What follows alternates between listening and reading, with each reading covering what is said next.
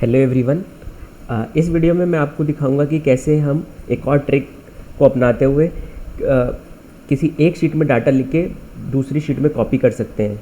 इसका एग्जांपल हम इस तरीके से देख सकते हैं कि मान लीजिए हमारे पास मल्टीपल शीट्स है जिसमें हमको मार्क्स भरने हैं। कि पहली शीट है जिसमें सभी सब्जेक्ट्स के मार्क्स भरने हैं, एक इंग्लिश की शीट है जिसमें केवल इंग्लिश के टीचर को मार्क्स भरने हैं, फिर एक हिंदी की शीट है जिसमें हिंदी के टीचर को मार्क्स भरने हैं, एक साइंस की शीट है। इसी तरीके से अलग अलग सब्जेक्ट की शीट्स है जिसमें हमें मार्क्स भरने हैं और ये सारे मार्क्स हमें कॉपी करने हैं ऑल सब्जेक्ट्स में। लेकिन हम कई बार सोचते हैं कि ऑल सब्जेक्ट्स वाली शीट को ना छेड़ें ताकि कुछ किसी तरीके की कोई गड़बड़ ना हो जाए।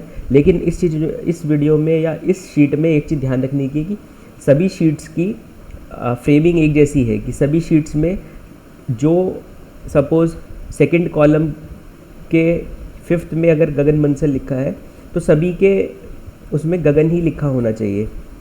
तो हम क्या करेंगे, जैसे मान लीजिए इंग्लिश है, इंग्लिश में मुझे मार्क्स चढ़ाने हैं और मैं चाहता हूँ कि ये मार्क्स ऑटोमेटिकली ऑल सब्जेक्ट्स में कॉपी हो जाए। तो इसके लिए मैं क्या करूँगा, इंग्लिश को सिलेक्ट करूँगा, इंग्लिश शीट पे रहूँगा और मैं क्या करूँगा, कंट्रोल की दबा के मैं ऑल सब्जेक्ट सेलेक्ट कर लूँगा। तो क्या होगा, ये दोनों शीट्स कॉपी हो जाएंगी।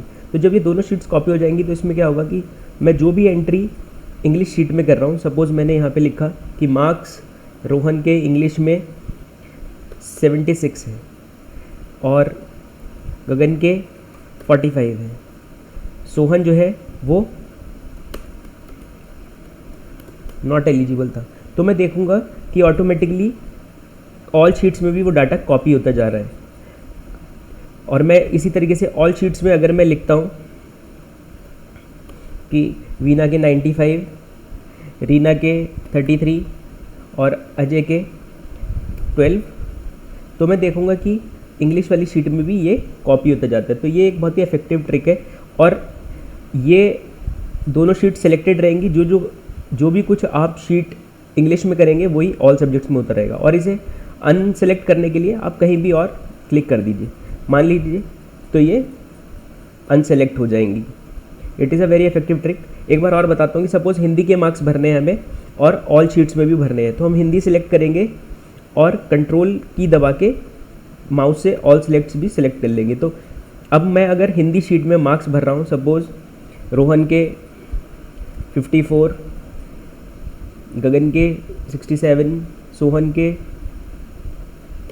68, वीना के 56, रीना के 87, तो मैं देखूंगा कि वही सब मार्क्स ऑल शीट्स में भी कॉपी होते चले आ रहे हैं। तो ये एक बहुत ही इफेक्टिव ट्रिक है जिसके थ्रू हम सारे मार्क्स चढ़ा सकते हैं। और अगर मैं यहाँ पे लिखता हूँ नॉट एलिजिबल, तो वो हिंदी में भी टाइप हो जाएगा। इसी तरीके से हम साइंस में कर सकते हैं। मान लीजिए साइंस में ग्रेडिंग हुई है और सभी का A ग्रेड है और रीना नॉट एलिजिबल थी।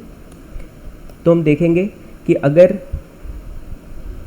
इसके लिए हमें क्या करना पड़ेगा, पहले साइंस को सिलेक्ट करना होगा और फिर कंट्रोल दबा के ऑल शीट सेलेक्ट करनी पड़ेगी।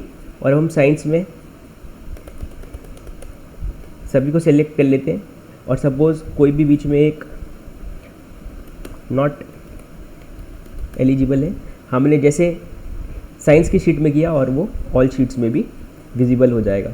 ऐसे ही लास्ट SST की शीट है, कंट्रोल दबाया, ऑल शीट सेलेक्ट करी, SST दबाया, ऑल शीट्स भी सेलेक्ट करी। ये शीट सिलेक्शन का काम आप यहाँ लोअर पैनल से करेंगे।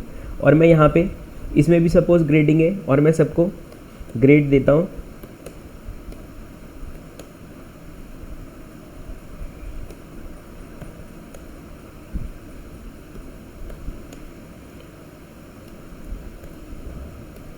तो मैं देखूंगा कि मेरी ऑल शीट्स में भी सारा डाटा अपने आप फिल हो जाएगा। और इसको अनसेलेक्ट करने के लिए मेरे को किसी भी और शीट पे क्लिक करना है। तो इस तरीके से मेरी ऑल शीट भी प्रिपेयर हो गई और मेरी सेपरेट शीट्स भी प्रिपेयर हो गई। Thank you so much.